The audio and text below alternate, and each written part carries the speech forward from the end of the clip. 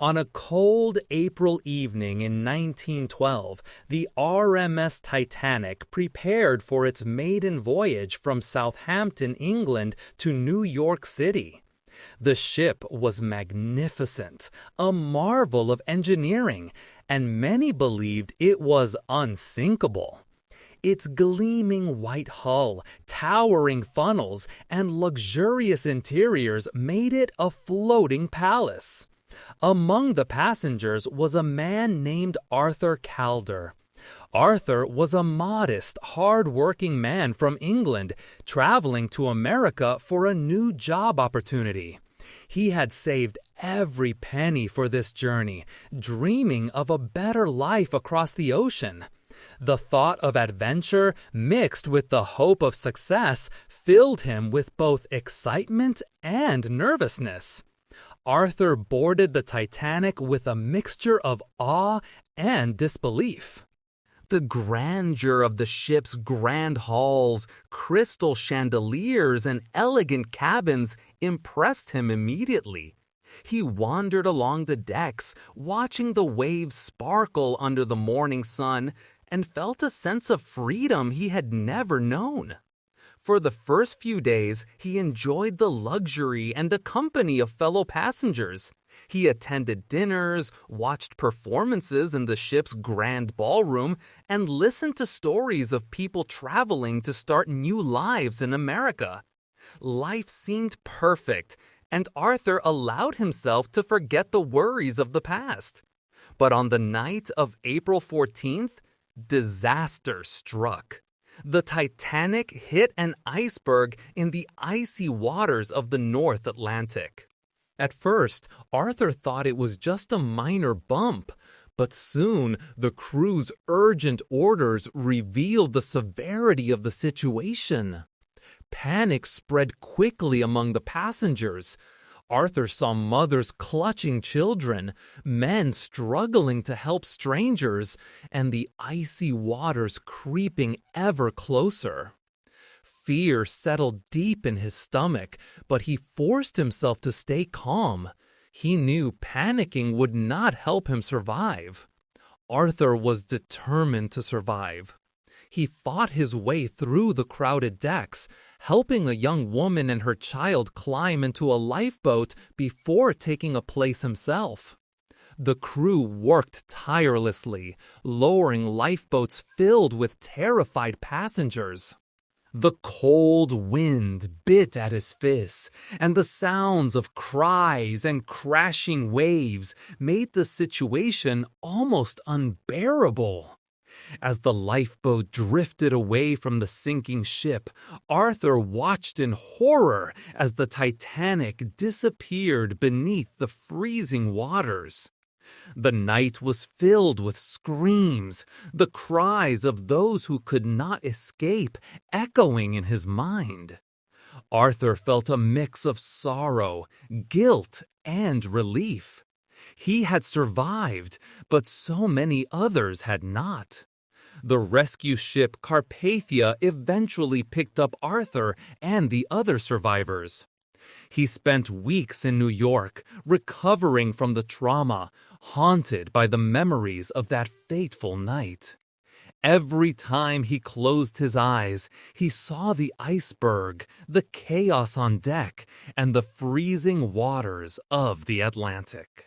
But slowly, he began to rebuild his life. Arthur moved to Canada, found work as an engineer, and married a kind woman named Margaret. Life seemed to regain a sense of normalcy, but the memory of the Titanic never faded. Arthur often told his children stories about the ship, emphasizing the importance of courage, quick thinking, and helping others. He described the grandeur of the Titanic, but also the fragility of life and the dangers of arrogance and overconfidence.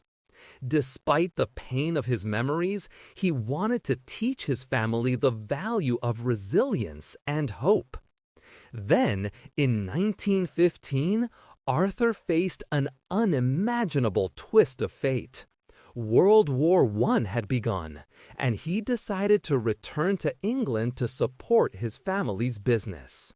He booked a ticket on the RMS Lusitania, a ship that promised speed and safety. The Lusitania was one of the fastest ships of its time, and Arthur felt confident in his choice. He believed that his experience on the Titanic had taught him how to survive at sea, and he felt ready to face any challenge. The journey started smoothly. Arthur found himself reflecting on his past experiences and the lessons he had learned about fear, courage, and resilience. He walked along the decks, watching the waves and thinking about life, wondering how he had been given a second chance. But on May 7th, 1915, tragedy struck once again. German submarines attacked the Lusitania. Arthur could hardly believe it. He had survived the Titanic, and now he faced another deadly disaster at sea. Chaos erupted as passengers scrambled for lifeboats. Panic filled the air. Women screamed, children cried, and men argued over space in the boats. Arthur's memories of the Titanic guided his actions. He kept calm, directing people and helping women and children into lifeboats first. He remembered the guilt he had felt when he could not save everyone before and vowed not to repeat that mistake. He used his knowledge of the sea and the ship's layout to guide people safely. As the Lusitania began to sink, Arthur found himself in the freezing Atlantic once more, struggling to stay afloat amid the wreckage. He clung to a piece of debris, conserving his energy and focusing on survival.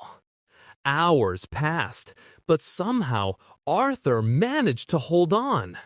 Rescue ships eventually arrived, pulling him from the water, shivering and exhausted, but alive. It seemed impossible, yet Arthur had survived not one, but two of history's most famous maritime disasters. After these experiences, Arthur returned to his family and devoted his life to helping others. He spoke at public events about the importance of safety at sea, sharing the lessons he had learned from surviving both the Titanic and the Lusitania. People admired his courage, resilience, and willingness to guide others through danger. Arthur never sought fame or wealth. Instead, he cherished life, valuing every moment with his loved ones. He became a quiet hero, respected and remembered not just for surviving, but for his humility, bravery, and wisdom. Arthur continued to live a meaningful life. He often walked along the shore, staring at the endless horizon and reflecting on the fragility of life. He understood that survival was not simply about luck. It was about courage, quick thinking, and the willingness to help others even in the darkest moments. His experiences had changed him profoundly. He became patient, compassionate, and thoughtful, teaching those around him the importance of empathy and human connection.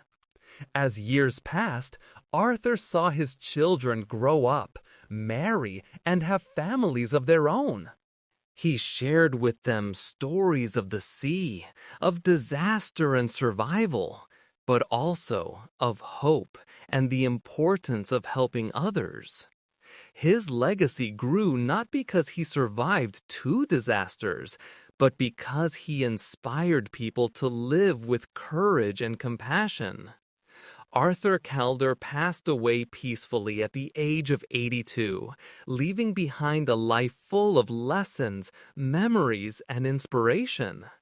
Those who knew him often said he had lived not once, but twice, through some of the most harrowing events in history, and had emerged not only alive, but enlightened.